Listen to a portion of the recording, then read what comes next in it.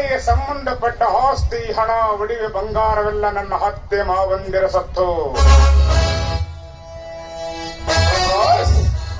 ಇದನ್ನೆಲ್ಲ ನಾನು ಮೋಸದಿಂದ ಹಾಪರಿಸಿಕೊಂಡು ಬಿಟ್ಟೆ. ಕಡೆಗೆ ಅವರನ್ನು ತೊಟ್ಟು ಕೂಡಿಗಾಗಿ ಹಲೆದಾಡುವಂತೆ ಮಾಡಿದೆ. ಕಡೆಗೆ ಯೌವನಕ್ಕೆ ಬಂದ ನನ್ನ ಹತ್ತೆ ಮಗಳ ಭಾರತಿಯನ್ನು ಆ ಸಾಕರ ಕೈಯಿಂದ ತಾಳಿ ಕಟ್ಟಿಸಿ ನಾನಾಡಿಸುವ ಗೊಂಬೆಯಿಂದ ಆಟ ಹಾಡಿಸುವ ಸೂತ್ರಧಾರ ನಾನಾದೆ.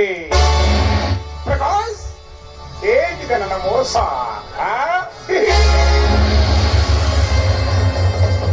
ಪ್ರಕಾಶ್ ನನ್ನ ಮೋಸ?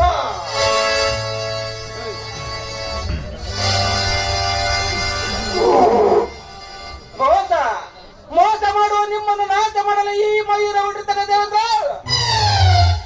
ನಿನ್ನಂತ ಕಳ್ಳ ಕುನ್ನಿಗಳನ್ನು ಈ ಭಾರತ ಮಾತೆಯ ಮನೆಯಲ್ಲಿ ಹಾಕಿಕೊಳ್ಳುವುದೇ ಒಂದು ತಪ್ಪು.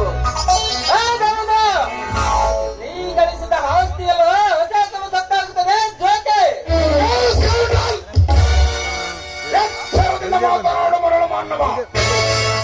ಈ ಒತ್ತು ಬಂದರವ ನಾಯೇ